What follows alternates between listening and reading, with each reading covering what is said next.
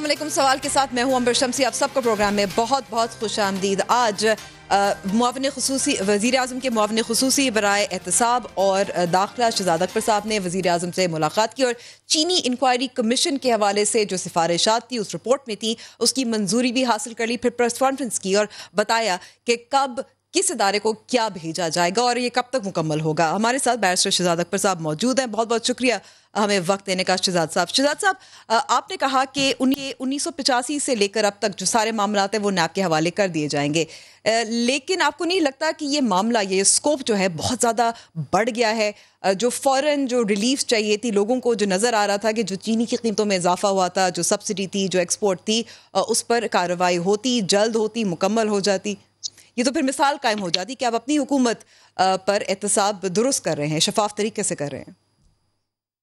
जी अंबर, मैं थोड़ा सा क्लियर करता चलूँ। शायद मेरी बात समझने में कोई मुश्किल पेश आई है। जो ऐलान आज किया गया है, जो एक्शन पॉइंट्स अप्रूव किए गए हैं, उसमें से जो पिछले 5 सालों का जो फोरेंसिक ऑडिट के अंदर पूरा एनालिसिस है, वो तो केस जो 29 अरब की सब्सिडी का है वो एज इट इज़ उठा के नैब के हवाले कर दिया गया है।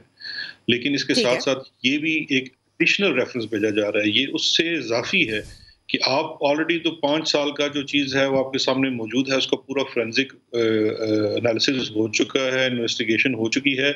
आप उसी को इनकॉर्पोरेट करके, ऑफ कोर्स नैब को अपने रूल्स के मुताबिक इसको सरेनो भी देखना होगा, लेकिन आप इस बेसिस के ऊपर आपका ये स्टार्टिंग पॉइंट है, तो ये तो आप लाजमन करेंगे। लेकिन इन एडिशन टू दिस, आप 85 से जब से नैब के कानून का इतलाक होता है, उस मामले को एक अलग रेफरेंस की में भी देखेंगे। तो ये दोनों चीज़ें हैं, ये एक नहीं है। और नैब को सिर्फ सब्सिडी का मामला जो अलग रेफरेंस है, शहजाद साहब, फिर उसका मकसद आप बता सकते हैं क्या? रिकवरी मकसद है, जो गिरफ्तारी वो मकसद है?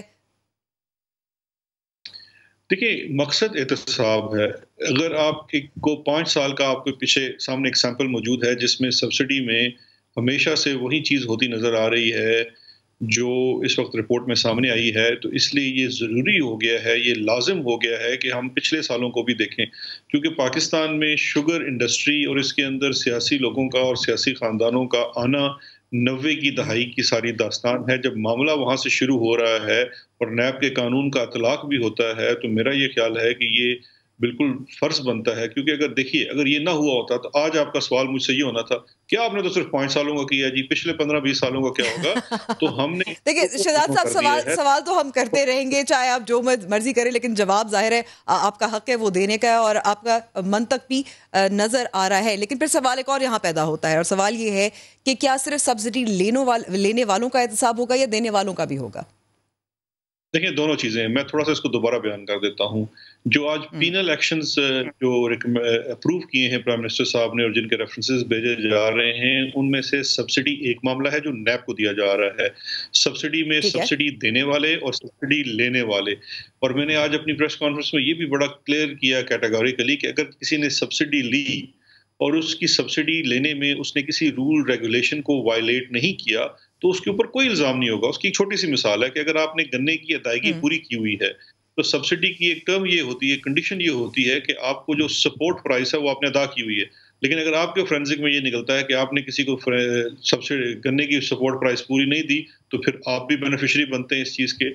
सेकंड चीज़ है कि अगर आपने एक्सपोर्ट की मद में कोई झोल किया तो उसमें भी बनते हैं। तो ये दोनों चीज़ें अब नैब के सामने चली गई, लेकिन ये सब्सिडी एक मामला है। अब इसके साथ बाकी दीगर मामले जो इसके अंदर हैं, इसके अंदर कॉर्पोरेट फ्रॉड का इशू है, वो FIA को दे दिया गया है, उनको 90 दिन का टाइम दिया गया है। रिकवरी मामला, सेल्स टैक्स का मामला, वो FBR और बेनामी कमीशन को दिया गया है।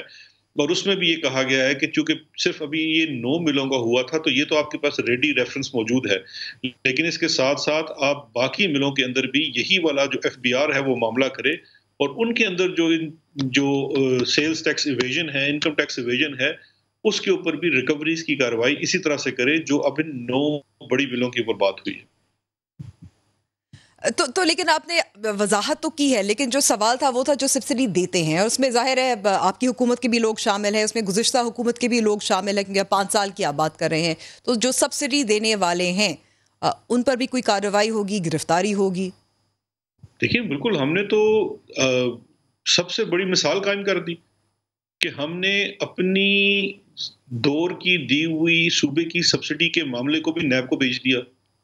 اس سے بڑی کیا چیز ہو سکتی ہے کسی بھی حکومت کے لیے؟ اور خود احتسابی کی بات کون سی ہو سکتی ہے؟ اور دوسری چیز یہ ہے کہ نیب نے ہر سبسڈی کو اپنے سامنے رکھ کے یہ دیکھنا ہے کہ اس کے اندر کوئی رول وائلیٹ ہوا، کوئی ریگولیٹری چیز خراب ہوئی، کوئی کرمنل آفینس ہوا.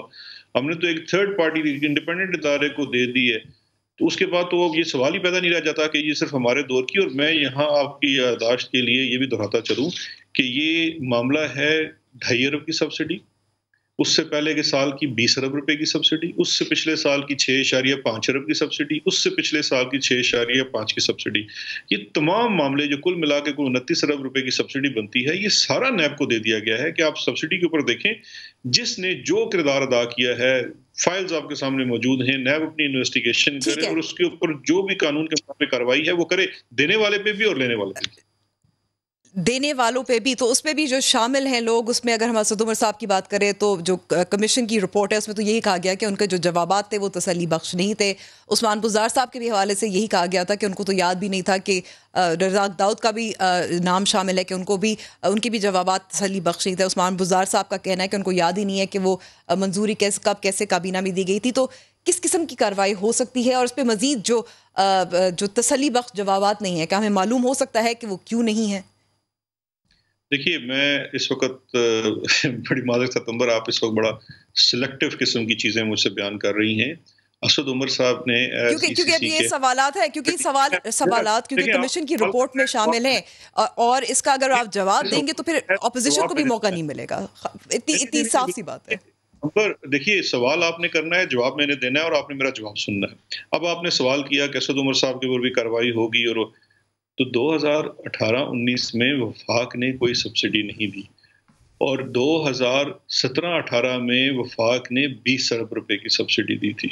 2018-19 میں صوبہ پنجاب نے سبسڈی دی، اور اس کے اوپر کمیشن نے جو چیز لکھی اس کے اوپر ہم نے وہی معاملہ اٹھا کے نیب کو بھیج دیا. اب یہ تمام چیزیں نیب کے سامنے آئیں گی. اب یہ دینا کہ کسی کا جواب تسلی بخش تھا یا نہیں تھا، وہ بھی جو چیز رپورٹ ہوئی، آپ سب سے پہلے تو وہ کریڈٹ دیں آپ پاکستان تحریک انصاف کی حکومت کو کہ جو کمیشن کی رپورٹ میں آیا وہ سب کچھ سامنے رکھ دیا گیا. اب اس کے اوپر اس میں بالکل کریڈٹ بھی جاتا ہے شہزاد اکبر صاحب، اس میں کوئی شک نہیں ہے کہ کریڈٹ بالکل جاتا ہے.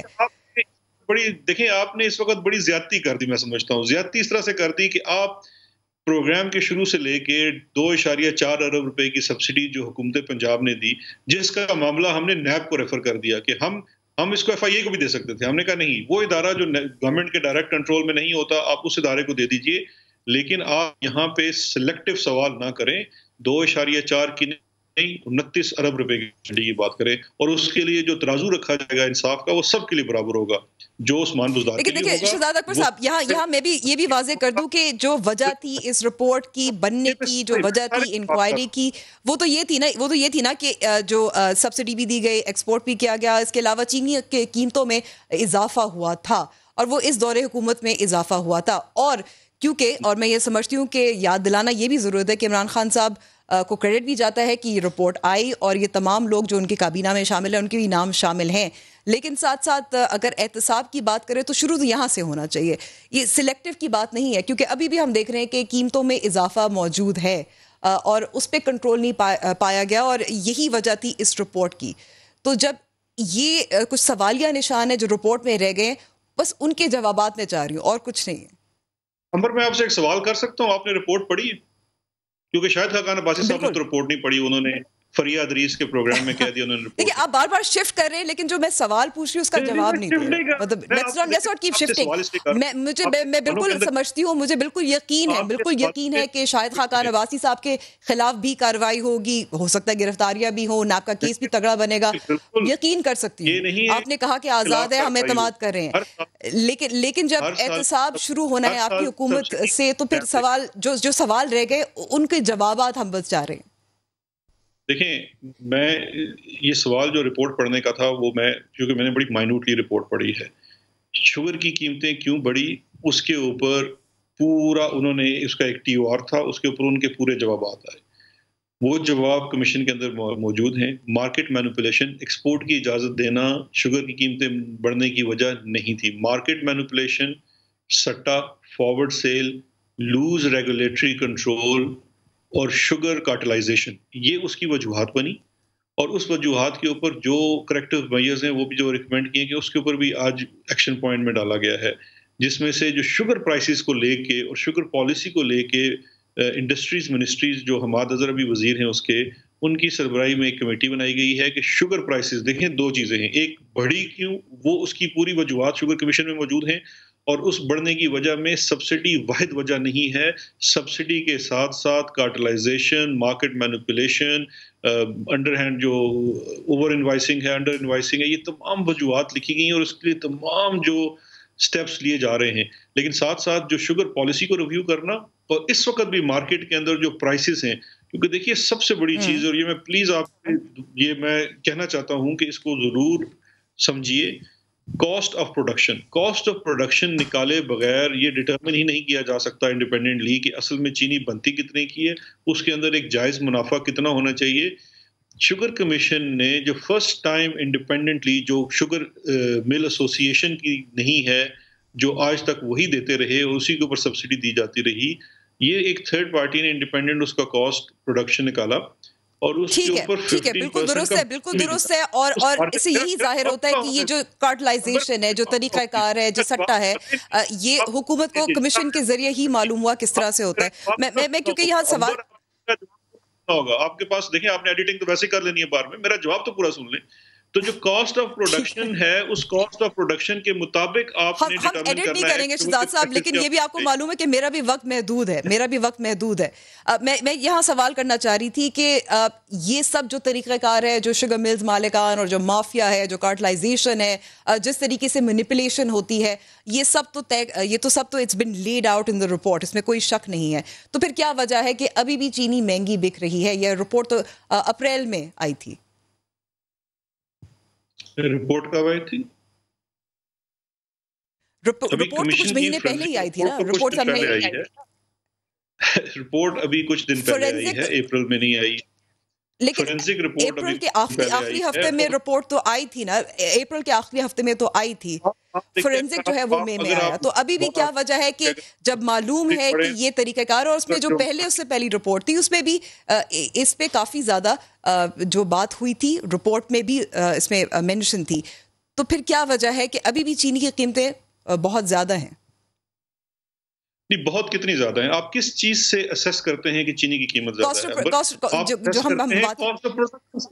آپ کو تو آج سے پہلے پتہ نہیں تھا کہ کاسٹ آف پروڈکشن کیا ہے، آپ کو تو وہی کاسٹ آف پروڈکشن پتہ تھی جو آپ کو شوگر مل والے بتاتے تھے، وہی تو وہ کارٹل ہے جس کو بے نقاب کیا گیا ہے۔ آپ کی وجہ سے اب ہمیں پتہ چل گیا، بالکل شہزاد اکبر صاحب، آپ کی حکومت کی وجہ سے، بار بار میں کریڈٹ بھی دے رہی ہوں، آپ کی حکومت کی وجہ سے ہمیں معلوم ہو گیا ہے جو 63 روپے ہے، لیکن ابھی بھی جی 90-95 روپے بک رہی ہے، کیونکہ آپ کی حکومت نے ہمیں اس کی حوالے سے آگاہی دی۔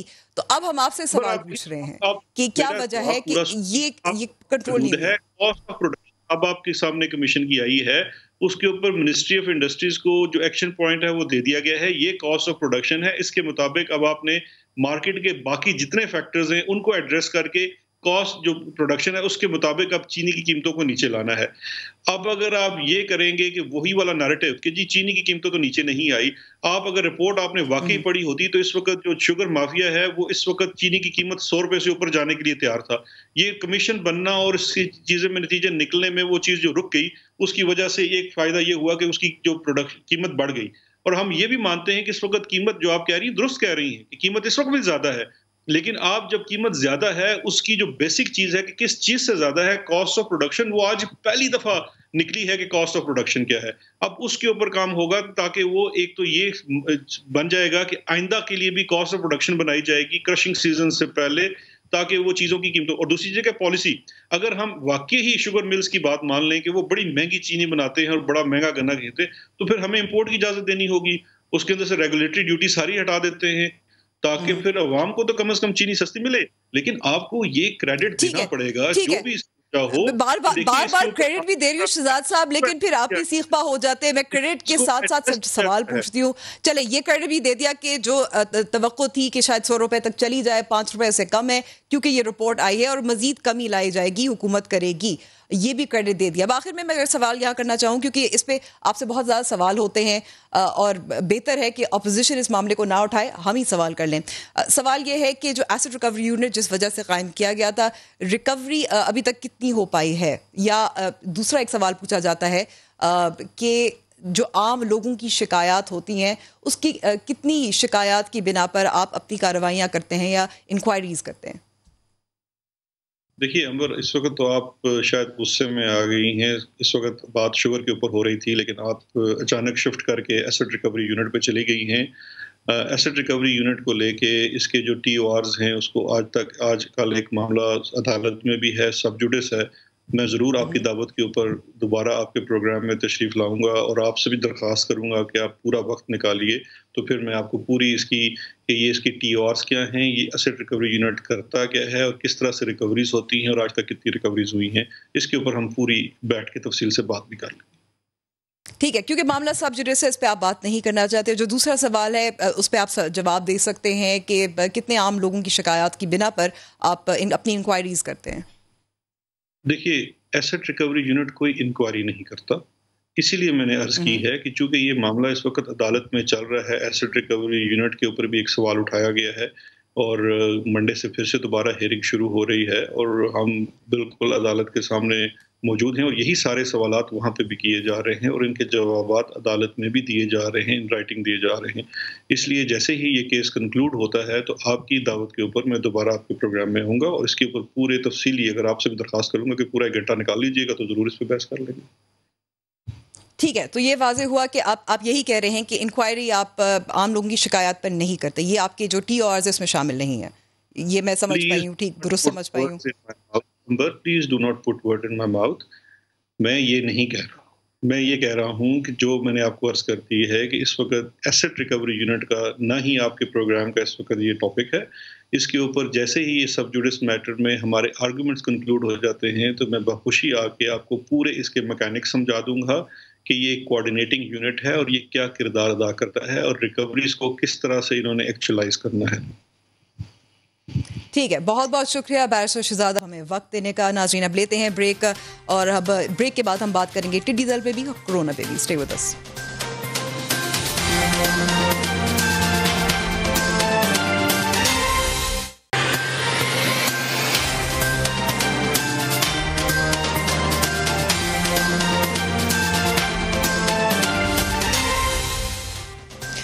में एक बार फिर खुश आमदीद। एक तरफ कोरोना का मसला है और अब टिड्डी दल का जो एक बड़ा बहरान है वो भी हमारे सामने है, जो हमारी जो ग़िज़ाई तहफ़्फ़ुज़ है उसको भी एक थ्रेटन भी कर रहा है। हमारे साथ मौजूद हैं वफाकी वज़ीर बराए ग़िज़ाई तहफ़्फ़ुज़ के फ़खर इमाम साहब। बहुत बहुत शुक्रिया फ़खर इमाम साहब हमें वक्त देने का। फ़खर इमाम साहब, सुप्रीम कोर्ट में जो हुकूमत ने जवाब दिया था टिड्डी दल के हमले के हवाले से, उस पर मैं आपसे एक सवाल यहाँ करना चाह रही हूँ। जो आदाद शुमार बताए गए थे कि 37% पंजाब का जो रकबा है उसको अफेक्ट किया है, मुतासिर किया है टिड्डी दल के हमले ने। इसके अलावा बलूचिस्तान और सिंध के 25%, जबकि पंजाब के 15% रकबे पर ये मौजूद है। तो ये भी साथ साथ जो सुप्रीम कोर्ट में जवाब जमा किया था उसमें ये भी लिखा हुआ है कि पंजाब हुकूमत ने एक लोकस्ट, एक टिड्डी दल जो है वो अकेला एक दिन में इतनी फसल तबाह कर सकता है जो 35,000 अफराद के लिए काफ़ी होगा। तो आप क्या समझते हैं कि ये जो हर तरफ 3 सूबों में अब ये फैल चुका है, इसकी जो हमला है, क्या इसको काबू में लाया जा सकता है? जी, आपने बजा फरमाया कि ये टिड्डी दल का हमला जो है शुरू हुआ है पाकिस्तान में। असल में ये पिछले साल से शुरू है, पर इतनी तादाद में पिछले साल नहीं था और इसकी तादाद इस दफ़ा पहले से ज़्यादा इसलिए हुई कि आज से कोई 27 साल पहले जब ये तकरीबन हर साल आता था तो हमारे यहाँ इसके जो इंतज़ामात थे वो कुछ और तरीके से थे। जहाज़ भी उस वक़्त थे हमारे पास और ये स्प्रेज, जिसको माइक्रोनेस स्प्रेज कहते हैं, जो स्पेशलाइज किस्म के स्प्रेज होते हैं, या फिर माउंटेड वो व्हीकल्स के ऊपर उन स्प्रेस को ले जाना, फिर ह्यूमन रिसोर्स उसके लिए जो तैयार किया हुआ था, और फिर उसके साथ ग्राउंड के ऊपर भी जब ये आता था, पर अमूमन ये आता था डेजर्ट एरियाज़ में या ऐसे इलाकों में जहाँ के ये नहीं होता था। पर अब ये जब आया है इस दफ़ा पिछले ऑटम में, अक्टूबर नवंबर में, तो फिर ये जब फिर राजस्थान तक गया था, क्योंकि ये अमूमन ये डेजर्ट एरियाज़ में जाता है, जैसे हमारा थिरपारकर है। तो उस जब वापस जा रहा था, अमूमन ये वापस जाते हुए ये फिर बज़रिया ईरान, ओमान होता हुआ ये अफ्रीका, और उसकी रफ्तार परवाज़ की 90 मील पर डे है। तो वो जो आपने इदाद शुमार बताए वो सही हैं, पर ये इसके मुख्तलिफ होते हैं, इसकी जो लाइफ फरमान साहब, मैं यहाँ अगर सवाल कर सकती हूँ, क्योंकि आप ये इतराफ़ करते हैं कि इससे पहले जब जो 90 की दिहाई में भी आता था और उस 60s में भी आया करता था, तो उस वक्त हमारे पास सामान था। अक्टूबर नवंबर में ये हमला हुआ, माहिरीन भी मुतनब्बे कर रहे थे कि ये मज़ीद बढ़ सकता है और ये बहुत ज़्यादा इसका फैलाव हो सकता है। इसके अलावा अगर हम देखें कि जरदारी साहब ने भी कहा था, फ्लोर द हाउस में भी कहा था कि ये टिड्डी दल का हमला है, ये बहुत बुरी तरह मुतासर कर सकता है, हमारी जो ग़िज़ाई तहफ़्फ़ुज़ है उसको बुरी तरह मुतासर कर सकता है। तो जब हमें पता था, कई माह पहले पता था, तो फिर तैयारी उस वक्त तक क्यों नहीं हुई, और अब इस सूरत हाल में है कि वी आर अंडर थ्रेट? 31 जनवरी को एक मीटिंग हुई थी under the chairmanship of honourable prime minister of Pakistan Imran Khan साहब, और उसमें ये तय किया गया था, हमारे फूड नेशनल सिक्योरिटी के मिनिस्टर खुसरो बख्तियार साहब उस मीटिंग में मौजूद थे, और ये जब नेशनल इमरजेंसी डिक्लेयर की गई थी, NDMA को ये मुख्तस की गई थी रकम 1 अरब रुपए की, और उनको ये कहा गया था कि जो भी आपको इक्विपमेंट चाहिए वो करें। उन्होंने फरवरी में एक ऑर्डर प्लेस किया था माइक्रोनेस का 87, एक ही दुनिया में कंपनी है जो माइक्रोनेस ये बनाती है स्पेशलाइज्ड इक्विपमेंट। अभी तक वो कोरोना की वजह से, आपको पता है, बरतानिया में ओवर 40,000 डेथ्स, और फिर एयरक्राफ्ट के लिए इन्होंने एक रेंटल एयरक्राफ्ट आ गया था, 5 हेलीकॉप्टर्स पाकिस्तान आर्मी ने रीइक्विप किए जो थे फॉर स्प्रेइंग पर्पसेस, और जो पुराने 3 जहाज़ थे उनमें से we lost one unfortunately with the pilot and engineer. Bahawalpur में ये फरवरी में हुआ था। तो उसके साथ अब इन्होंने प्लेस किए ऑर्डर्स, उम्मीद करते हैं, और 3 लाख यानी कि फ़खर इमाम साहब, आपका ये कहना है कि फरवरी में ऑर्डर्स दिए थे, लेकिन अभी तक वो आए नहीं हैं, और आपका कहना है कि कोरोना की वजह से है। लेकिन अगर अक्टूबर नवंबर में एक इंदिया मिल चुका था कि ये मामला ख़तरनाक हो सकता है, तो दिसंबर में क्यों नहीं? क्या आप समझते हैं कि जो फैलाव है उसके जिम्मेदार फिर वो ये हुआ था कि एक नहीं, मैं ये कहना चाहता हूँ कि वो एक और कैफियत ऐसी पैदा हुई थी जो पहले कभी नहीं हुई थी, कि नॉर्मली जब ये आते थे यहाँ और फिर ये विंटर में माइग्रेट करके वापस चले जाते थे ईस्ट अफ्रीका, मिडल ईस्ट। इस दफ़ा जब वापस जा रहे थे तो रेनफॉल की वजह से टेम्परेचर्स लो थे बलूचिस्तान में, और ये रुक गए, और अमूमन ये यहाँ से विंटर्स में से कूच करके वापस चले जाते थे लोकस्ट। इस दफ़ा वो यहीं हार्बर हो गए, और बदकिस्मती से हमारे लिए ये बलूचिस्तान में ज़्यादा, और यहाँ तक कि पहली दफ़ा हमारे क्रॉप्ड एरिया में भी ये दाखिल हो गया, पंजाब में ज़्यादा, कुछ सिंध में, और कुछ यहाँ हमारे KP में। तो ये बहुत अनयूजुअल था, पहली दफ़ा हुआ, पहले कभी नहीं यहाँ माइग्रेट करके वो, क्योंकि ये क्लाइमेट चेंज भी तो बहुत हो गया ना जी। ऐसा हमला सिर्फ पाकिस्तान में नहीं है, ईरान में भी हमने देखा है, अफ्रीका में जैसे आपने कहा वहाँ भी हालात बहुत ख़राब हैं। लेकिन और इंडिया में पहले राजस्थान, इंडिया में भी लेकिन जब हमें इंडिया में 10 स्टेट्स में गया, सूबाई हुकूमतों की तरफ से मुतनब्बे किया जा रहा था, माहिरीन की तरफ से मुतनब्बे किया जा रहा था, तो फिर भी सवाल तो बनता है कि फिर बर वक्त जब हमें मालूम है कि गैर मामूली बारिश भी हुई थी, हमारे पास वो आलात नहीं हैं जो होने चाहिए, ये हो सकता है कुछ तो तैयारी होनी चाहिए, तो फिर बर वक्त स्प्रे क्यों नहीं किया मिसाल के तौर पर? नहीं, इन्होंने पिछले साल तो डैमेज को इन्होंने काफ़ी हद तक रोक लिया था, और इसी वजह ये डैमेज निस्बतन बहुत कम हुआ है। गंदम हमारी पूरी हुई, सिंध की गवर्नमेंट गंदम इस साल पिछले साल से ज़्यादा हुई, पंजाब की भी इस दफ़ा गंदम पिछले साल से ज़्यादा है। सिंध की गवर्नमेंट प्रोडक्शन टारगेट 3.95 गंदम की जो फसल है, जो टिड्डी दल है, गंदम हमारा मेन क्रॉप है बीबी जी। जी बिल्कुल बिल्कुल बिल्कुल, हर चीज को करता है जो भी जहां भी। नहीं, मेरी बात सुन लेना जी आप, ये हर सब्जे को इट फीड्स ऑन क्लोरोफिल, जहां भी सब्जा होगा वो इसकी खुराक है। और गंदम तो आके पकती है अप्रैल में, उससे पहले तो उसको अटैक हो सकता था, ये तो घूम रहा था। मकसद मेरा कहने का कि काफ़ी हद तक हमारी जो मिनिस्ट्री का रोल है इसमें, वो भी मैं आपको बता दूं, under the rules of business हमारे 3 पहलू हैं, क्योंकि हुकूमतें आइन और रूल्स ऑफ बिजनेस के तहत चलती हैं।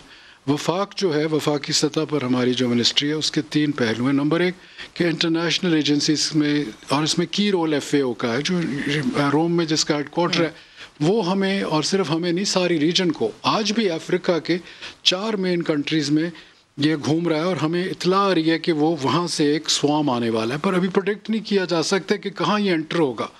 नंबर 2 वो फिर बताते हैं कि ये यमन आ गया, सऊदी अरेबिया आ गया, ओमान आ गया, ईरान आ गया। ईरान में भी एक स्वाम एक्सपेक्टेड है। ये 2 हमले वहाँ, ये जो इंटरनल यहाँ रह गया था उसने भी हमें कुछ डैमेज किया, और वो डैमेज रिपोर्ट पंजाब भी बना रहा है, सिंध भी बना रहा है, पर वो इतना वाइड स्केल नहीं था। यकीनन डैमेज हुआ है, पर वो उस पैमाने का नहीं जहाँ की ये कर सकता है, क्योंकि जब ये करता है, अभी अफ्रीका में इसने सोमालिया में 5 लाख एकड़ डिस्ट्रॉय की, जो साइज़ की आप बता रही हैं ना, वहाँ उस साइज़ के आग बन चुके थे ये, क्योंकि ये 5 किस्म के इनके होते हैं। शुरू में ये छोटा ग्रुप होता है, फिर स्वामलेट बनता है, फिर स्वाम बनता है, फिर बिगर स्वाम बनता है। तो ये इनकी जो एक परवाज़ होती है, जो ये नुकसान कर सकते हैं। फ़खर मेहमान साहब, आपने जैसे कहा कि जो अब जो हमारी सरहदों से जो स्वार्म्स आने हैं टिड्डी दल के, वो तो अभी दाखिल नहीं हुए, खदशा है कि हो जाएंगे, मज़ीद एक बुरा हमला हो सकता है। लेकिन जो यहाँ मकामी तौर पर इन्होंने अपनी जो अंडे दिए थे उन पे तो बर वक्त स्प्रे हो सकता था।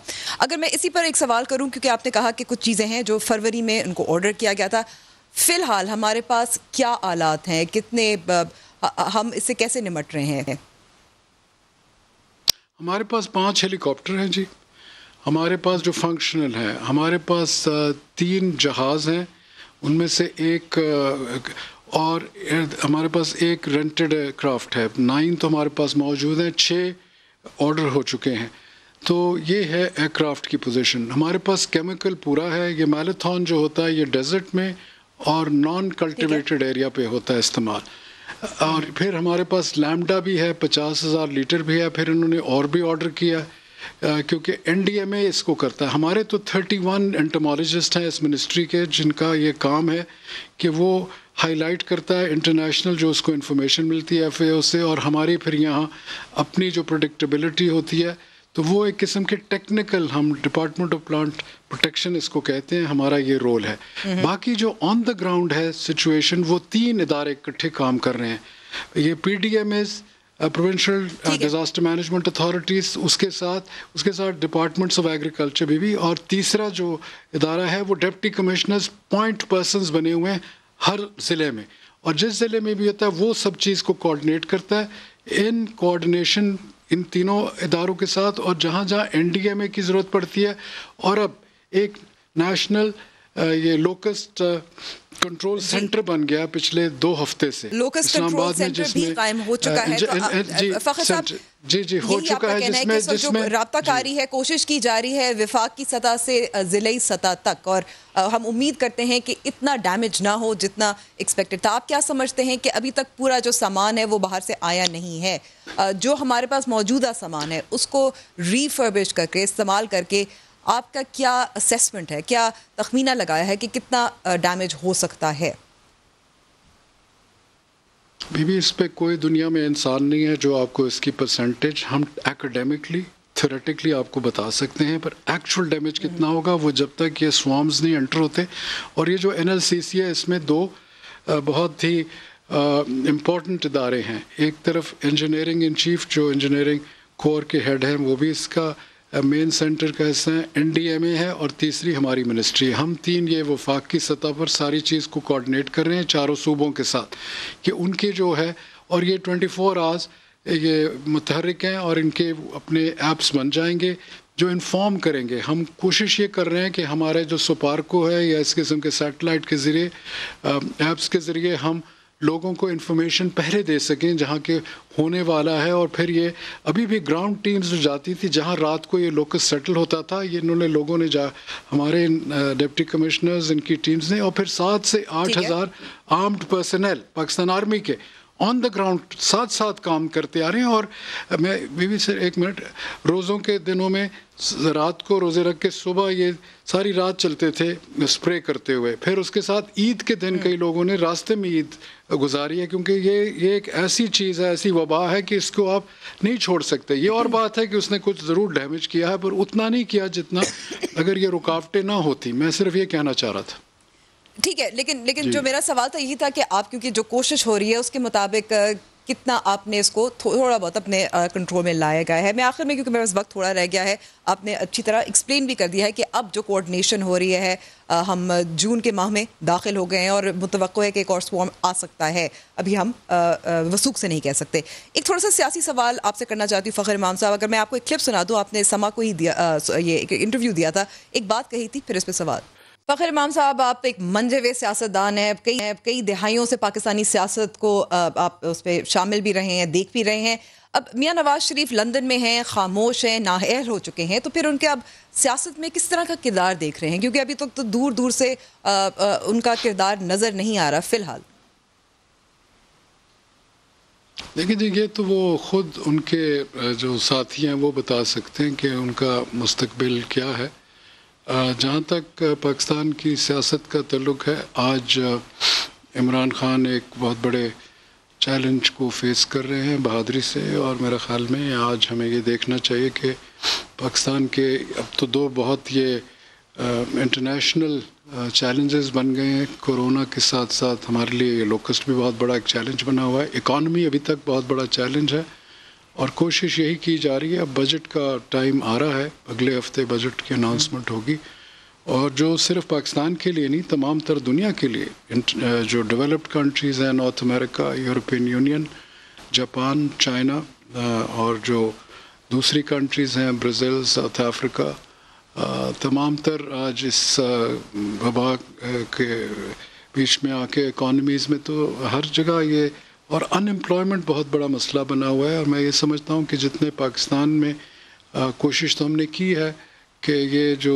एहसास प्रोग्राम है जिसमें 12,000 रुपये तकरीबन 144 अरब रुपया दिए गया कि जो ज़रूरतमंद लोग हैं उनको पहुँचाया जाए। पर एक चीज़ याद रखें कि पाकिस्तान का इस वक्त जो हमारा एग्रो इकोनॉमिक चैलेंज है, ग्रोथ है, डेवलपमेंट है, इसके ऊपर हमें ख़ुसूसी तौर में समझता हूँ कि पिछले जो 2 अदवार गुज़रे 90s लेट 90s से लेकर तकरीबन 18-20 साल, एग्रो इकॉनमी में हमने वो इन्वेस्टमेंट्स नहीं की जो हमें करनी चाहिए थे। ये 2 चीज़ों में, एक ह्यूमन डेवलपमेंट हमारे में कम हुआ, फ़खर इमाम साहब, क्योंकि इसके नहीं इसी कोरोना है, टिड्डी दल है, और ज़ाहिर है मईशत भी है और बजट भी आ रहा है। लेकिन इन सब फैसलों के, इन सब की जो कारकर्दगी है, इसके सियासी असरात भी होते हैं। आप क्या समझते हैं कि अगर खुदा न खास्ता कि पाकिस्तान के लिए नुकसानदेह है, इमरान खान साहब कामयाब ना रहे इन 3 चैलेंजेस का सामना करने में, तो मियाँ नवाज शरीफ अपनी खामोशी तोड़ सकते हैं?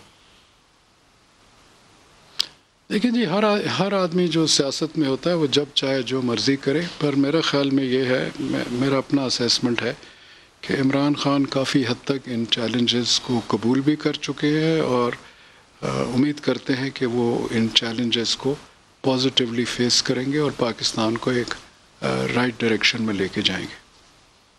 बहुत बहुत शुक्रिया फ़खर इमाम साहब। हमें कहा नाजरीन, अब लेते हैं छोटी सी ब्रेक, स्टे विद अस।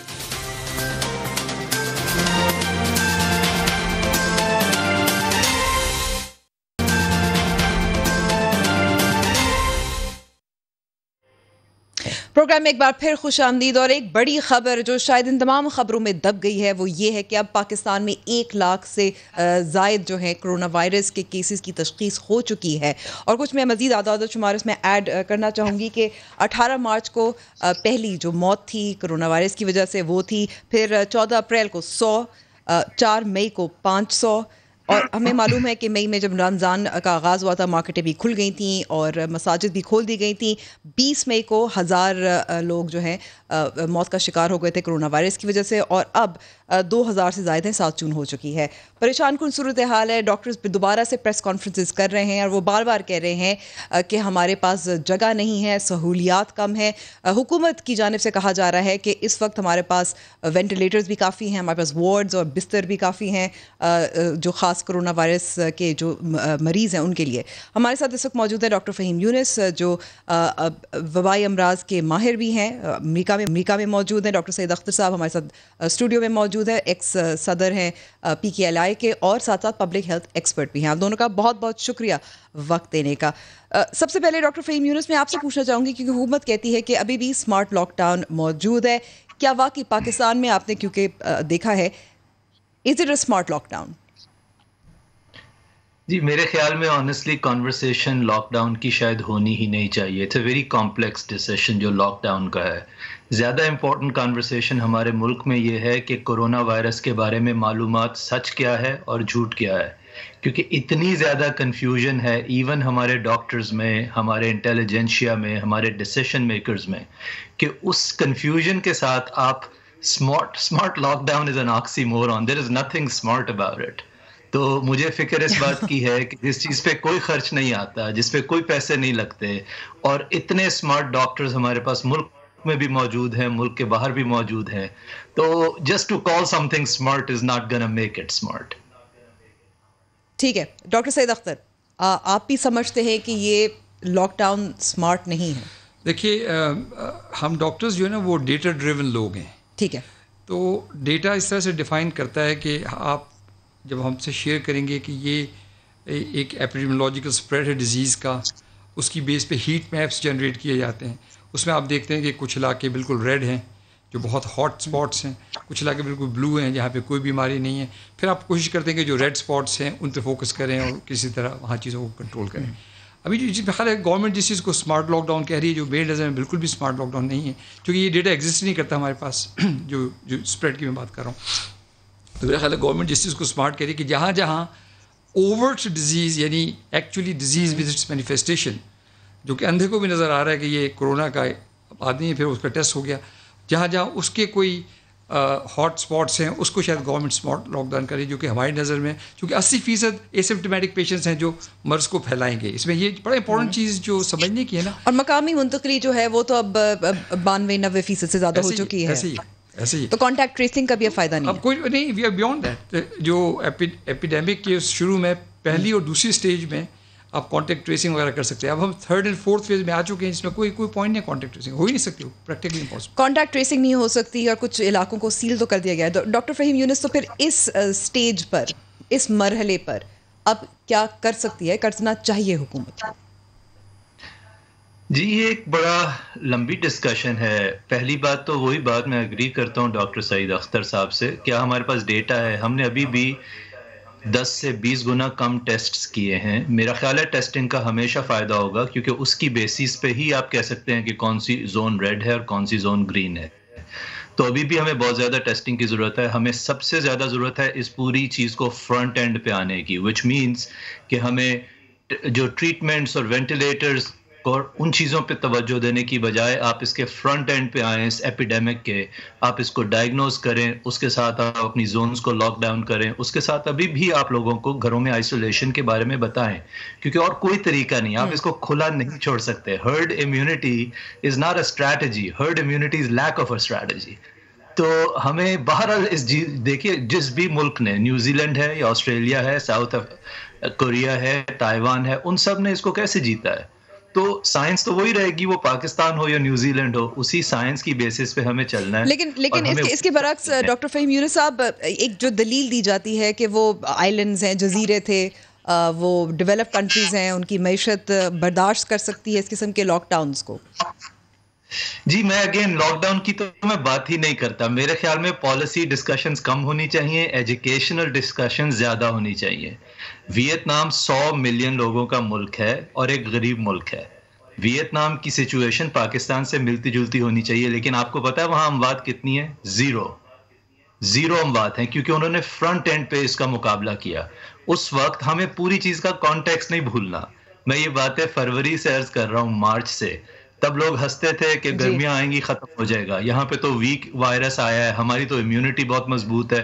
ہمارے ڈاکٹرز اور انٹیلیجنشیا یہ باتیں نیشنل ٹی وی پہ کہتے رہے. دیکھیں ہم اس کانٹیکسٹ کو لوز نہیں کر سکتے. تو ہمیں کچھ زندگی میں اس وائرس نے جو سبق میرے خیال میں ہمیں سکھائے ہیں کہ unity matters and humility matters.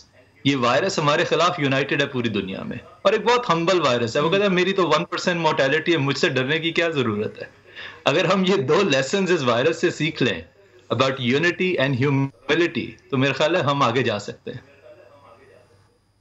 ٹھیک ہے. اب ڈاکٹر سعید اختر صاحب ایک اور جو اب کنسرن ہے، جو اب ڈاکٹرز پہلے بھی کہہ رہے تھے، آپ لوگ سے ہم باتیں کرتے رہتے ہیں، آپ بھی کہتے رہے ہیں، لیکن دوبارہ سے پریس کانفرنسز ڈاکٹرز کر رہے ہیں، وہ یہ کہہ رہے ہیں جو گراؤنڈ سے بھی اطلاعات آ رہی ہیں کہ ہمارے پاس اس وقت جگہ کی کمی ہے، ہمارے پاس سہولیات کی کمی ہے. لیکن ہمیں جو اعداد و شمار دیے جاتے ہیں وہ تو یہی بتاتے ہیں کہ وینٹیلیٹرز بھی وافر مقدار میں بھی ہیں، جو وارڈز ہیں اور بیڈز ہیں وہ بھی بہت ہیں. تو ایسا آن دا گراؤنڈ کوئی مسئلہ نہیں ہے. یہ تضاد، اس کی کیا وجہ؟ I think there is a big disconnect. Government جہاں بیٹھتی ہے نا اپنے ایئر کنڈیشن کمروں میں اور فیصلے کرتی ہے، compare to real life ground hospitals کی بات کریں، زمین اور آسمان کے ڈفرینس ہے. میں ڈیلی بیسس پہ مجھے 10 سے 15 کالز آتی ہیں کہ جی ڈاکٹر صاحب ہمیں ہسپتال میں داخل کرا دیں، آپ PKLI کے ہیڈ رہے ہیں تو آپ PKLI میں داخل کرا دیں. میں PKLI کال کرتا ہوں، وہ بہت اچھا کام کریں، بڑی محنت کر رہے ہیں، مگر وہ اپنے کیپیسٹی سے کے بیونڈ جا چکے ہیں. اسی طرح جتنے بھی ہسپتال جہاں میرا کچھ زور چل سکتا ہے میں بات کرتا ہوں، وہ کہتے ہیں جی ہم تو آلریڈی بھرے ہوئے ہیں. تو دیکھیں اس میں 2-3 چیزیں ہیں. ہو سکتا ہے وہ 100% نہ بھرے ہوں، ہو سکتا ہے وہ 98% بھرے ہوں. مجھے انہوں نے کہہ دیا ہو کہ شاید 2% کوشچن رکھا ہوں. بٹ باٹم لائن یہ ہے کہ اوور آل کیپیسٹی اچھی نہیں ہے. دیکھیں یاد رکھیں پبلک ہیلتھ میں for that matter any emergency میں اسٹیٹ کی جو پریپریشن ہوتی ہے نا وہ فار ورس ہوتی ہے. ٹھیک ہے. اور آپ بیسٹ کرتے ہیں لیکن پریپریشن آپ کی ورس ہوتی ہے. اچھا دوسری چیز یہ ہے کہ یہ جو ڈاکٹرز کہہ رہے ہیں نا یہ کوئی پاگل لوگ نہیں ہیں. یہ وہ لوگ ہیں جو کہ کراچی سے پشاور تک ایک ہی بات کریں بار بار کہ خدا کے واسطے ہمیں پروٹیکشن دیں. بالکل جائز بات ہے. وہ یہ کہہ رہے ہیں کہ ہمیں سہولیات دیں، اس میں کون سے ناجائز بات ہے. وہ کہتے ہیں ہمارے بیڈس کو بڑھائیں. ابھی میں آپ کو بتا رہا ہوں کہ ہاسپٹلس میں چونکہ انہوں نے ایک تو سینٹرل آکسیجن سسٹم ہوتا ہے جی، لیکن جو بیڈس جب آپ بڑھائے ہیں تو کوریڈورز میں بیڈ پڑے ہوئے تو وہاں سلنڈرز ہیں، اور وہ سلنڈرز یہ ہائی فلو آکسیجن سے آپ ٹریٹ کریں وہ سلنڈرز خالی ہو جاتے ہیں. یعنی کہ وینٹیلیٹرز جو ہیں وہ اس وقت ترجیح نہیں ہے، اس وقت سلنڈرز ترجیح میرا ہونی اپنا خیال چاہیے. یہ ہے کہ اگر گورنمنٹ کو اگر ایک مشورہ سمجھ میں آتا ہے جو میں ان کو دینا چاہتا ہوں اس پوائنٹ پہ کہ وینٹیلیٹر میں بڑے تھوڑے لوگ جائیں گے، لیکن بہت سے لوگ جو ایونچولی وینٹیلیٹر پہ جائیں گے ان کو اگر ہم ہائی فلو آکسیجن دے کے کسی طرح سے ٹریٹ کر لیں تو بہت سے لوگوں کو ہم وینٹیلیٹر سے واپسی بہت مشکل بات ہے. لیکن یہ جو ہائی فلو آکسیجن سے جو ٹریٹمنٹ ہے ساتھ میں جو سمپٹومیٹک ٹریٹمنٹ ہے تو بہت لوگ واپس آ سکتے ہیں. اس وقت ہسپتالوں کی یہ حال ہے کہ جگہیں بھری ہوئی ہیں، کوریڈورز میں پیشنٹ ہے، وہ آکسیجن کا سلنڈر خالی ہو جاتا ہے تو مریض وہاں پہ چیخ رہا ہوتا ہے. اور اسی لیے جو ڈاکٹرز کے ساتھ بدتمیزی ہو رہی ہے وہ بیچارے اس کے اٹینڈنٹ سمجھتے ہیں شاید یہ ڈاکٹر کا فالٹ ہے، وہ ڈاکٹر کو مارنا شروع کر دیتے ہیں. تو ایک بڑی کیوٹک سچویشن ہے اس وقت. اور آئی تھنک ہمیں یہ کیونکہ آپ نے اس کی نشاندہی کی اور اس پہ بھی میرے خیال میں ڈاکٹر فہیم یونس آپ نے کیونکہ بات کی تھی آگاہی کے حوالے سے بھی. اب گیلپ کا سروے کچھ عرصے قبل شائع ہوا تھا، اس کے مطابق 1 میں سے 1/4 جو پاکستانی جن کا سروے کیا گیا تھا وہ سمجھتے ہیں کہ یہ غیر ملکی سازش ہے، اور جبکہ جو 43% ہیں وہ یہ سمجھتے ہیں کہ وہ احتیاط بھی نہیں کرتے. پھر یہ غصہ بھی نظر آتا ہے اور ایک یہ بھی سوچ پائی جاتی ہے کہ ڈاکٹرز جان بوجھ کے پیسے کے لیے جو بھی ان کی تھنکنگ ہے اس کی وجہ سے وہ کرونا وائرس کے پیشنٹس کو یا تو غلط ان کی تشخیص کرتے ہیں یا غلط کیٹیگری میں ان کو شامل کر دیتے ہیں. اس کا پھر علاج کیا ہے؟ جی دیکھیے، ایک ہے ایپیڈیمک اور ایک ہے انفوڈیمک. ان دونوں کے ساتھ لڑنا ضروری ہے، اور ایپیڈیمک کے ساتھ آپ لڑ نہیں سکتے. اتنے بڑے لیول کی کنفیوژن اتنے ہائی لیول پہ جو ڈاکٹر صاحب بات کر رہے ہیں 100% وہ بات ان کی درست ہے کہ آکسیجن کے رستے سے ہو کے لوگ وینٹیلیٹرز تک جائیں گے. لیکن اگر لوگ کورونا وائرس ہی کو سچ نہیں مان رہے اور اگر بہت ڈاکٹرز اور انٹیلیجنشیا اور وہ ڈیسیشن میکرز اس کو سچ نہیں مان رہے تو we have a huge problem. میرے خیال میں اس کے 3 فرنٹس ہیں جس پہ آپ کو لڑائی کرنی ہے، اور تینوں امپورٹنٹ ہیں. ایک فرنٹ ہے جو انفارمیشن، جو فرنٹ اینڈ ہے، جہاں پہ ہم سارے ملک کو اگر روزانہ 1 گھنٹہ آپ کے ڈاکٹرز کا ایک پینل روزانہ ٹی وی پہ لوگوں کے سوالوں کے جواب دے اور سب کو اکٹھا کرے ایک پیج پہ. دوسرا ہے جو ہاسپٹلز میں آپ کو فائٹ کرنی ہے، جہاں ہم نے ماسکس اور گاؤنز اور ٹیسٹس اور پی پی ای اور آکسیجن اور وینٹیلیٹر کی بات کرنی ہے. اور تیسرا ہے جو پالیسی جہاں پہ اکنامکس اور لاک ڈاؤنز اور وہ چیزیں آتی ہیں. اب میرا خیال ہے ان تینوں کو ڈیوائڈ ہونا چاہیے. گورنمنٹ کو بات نہیں کرنی چاہیے. جو لوگ ڈاکٹرز نہیں ہیں ان کو آ کے یہ نہیں بتانا چاہیے کہ یہ وائرس کمزور ہے یا کمزور نہیں ہے. بیکاز دیکھیے آپ ہمارے ملک میں ٹڈی دل آیا ہوا ہے لیکن میں ٹڈی دل کے اوپر مشورہ نہیں دوں گا آپ کو because that's not my expertise. تو ہمیں اپنی ایکسپرٹیز میں رہ ان تینوں فرنٹس پہ لڑنا ہے اور سائملٹینیسلی لڑنا ہے. لیکن ابھی تک میں یہ سمجھ پا رہا ہوں کہ میں اگر کیونکہ میرے پاس وقت تھوڑا رہ گیا ایک بہت اہم سوال معلومات کے حوالے سے انفارمیشن کے حوالے سے بہت سارے اعداد و شمار ہمیں بتائے جاتے ہیں لیکن ایک پیس آف دا پزل مسنگ ہے اور وہ یہ ہے کہ ریپروڈکشن جو جس کو R0 کہتے ہیں اگر آپ آسان الفاظ میں سمجھا سکتے ہیں وہ ہمیں معلوم نہیں ہے پاکستان میں اس وقت کتنی ہے. یہ کیا ہوتا ہے R0 کیا ہوتا ہے؟ جی R0 ہوتا ہے کہ ایک وائرس جب مجھے اگر کرونا وائرس ہے تو میں اور کتنے لوگوں کو انفیکٹ کروں گا. اور ٹپیکلی اس کے بارے میں R0 بہت ساری چیزوں پہ ڈپینڈ کرتا ہے. میں ٹپیکلی کرونا وائرس کے بارے میں جو خیال ہے کہ 2 سے 3 لوگوں کو میں انفیکٹ کروں گا. انفلوئنزا شاید 1.5 سے 2 لوگوں کو. تو یہ اس سے ڈبل ہے اس کا R0. جب آپ لاک ڈاؤن کرتے ہیں تو R0 نیچے چلا جاتا ہے کیونکہ لوگ نہیں ملتے ایک دوسرے سے. آپ کا پرپز یہ ہے کہ جب R0 1 سے نیچے چلا جائے گا تو اب آپ اس ایپیڈیمک کو کنٹرول کر لیں گے. جب وہ 1 سے اوپر ہوگا اور جتنا زیادہ اوپر ہوگا اتنی تیزی سے وہ آؤٹ بریک پھیلے گا. لیکن امپورٹنٹ بات یہ ہے کہ یہ ویری کرتا ہے. R0 کوئی ایسی چیز نہیں ہے کہ جو ایک حساب کے فارمولے کی طرح ویسے ہی رہتی ہے. تو اٹس اے کمپلیکس ایکویژن. لیکن لوگوں کو ہمیں یہ بات بتانی ہے کہ تم پالیسی کے اوپر بات کرنے کی بجائے زیادہ ضروری ہے کہ ماسک کو سمجھ لو. ہر بندہ پالیسی کی بات کر رہا ہے جب کے پاس وہ ڈیٹا پوائنٹس نہیں ہیں جو گورنمنٹ کے پاس ہیں. تو میں تو گورنمنٹ پہ اعتماد نہیں کرتا بیکاز میرے پاس سب ڈیٹا پوائنٹس نہیں ہیں. ٹھیک ہے. ڈاکٹر سعید اختر صاحب ڈاکٹر ظفر مرزا نے کچھ دن پہلے ہی بتایا تھا کہ شاید 2 سے زیادہ ہو جو R0 جو ڈاکٹر فہیم یونس سمجھا رہے تھے لیکن انہوں نے ابھی تک واضح طور پر بتایا نہیں کہ پاکستان میں اس وقت کیا ہے. دیکھیں اس نے بتایا کہ ہمارے پاس ڈیٹا ہی نہیں ہے نا. بات یہ ہے کہ یہ جتنی بھی کیلکولیشنز ہوتی ہیں جو پروجیکشن ہے وہ 2.2 کی ہے لیکن اگین یہ سارا ہوائی فائر ہے. جب تک کہ اگین بار بار ہم سائنٹسٹ لوگ جو ہے نا ڈیٹا ڈریون لوگ ہیں جب تک کہ نمبرز نہیں آئیں گے. مگر میں اس سے پہلے یہ بات کہوں ایک بہت اہم بات آپ کے بارے میں کہنا چاہتا ہوں. دیکھیں سعودی عرب نے جو آدمی جو مس انفارمیشن پھیلا رہا تھا اس کو 1 ملین ریال کا جرمانہ اور جیل کی سزا. حکومتوں کو کہیں کہیں سختی کرنی پڑتی ہے. تو why can't we do this in Pakistan کے جو آدمی جس کا کوئی تعلق ہی میڈیسن سے نہیں ہے آ کے وہاں پہ کوئی گاربیج بات کرتے یا تو حکومت کہے کہ یہ کوئی وائرس نہیں ہے تو پھر ڈسکشن میں اگر تھوڑا سا کہہ دوں کہ پھر اس میں تو بہت سارے حکومتی لوگ بھی ہیں جو شاید ان کو بھی نہیں. میں یہ کہہ رہا ہوں کہ آپ ایگزامپل سیٹ کریں نا. دیکھیے میں یہ کہتا ہوں کہ جب ہم علم کی بیس پہ بات کرنا چاہتے ہیں قرآن نے بھی ہمیں یہ بات سکھائی ہے.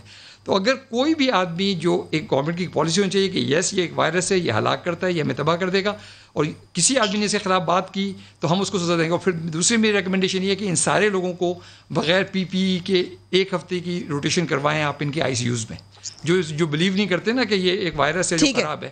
تو اس طرح پھر ان کو تھوڑا سا شاید عقل آ جائے. بہت بہت شکریہ ڈاکٹر سعید اختر. پروگرام کا وقت یہاں ختم ہوا ہے. اب ہم ملاقات ہماری ہوگی جمعے کو. خدا حافظ.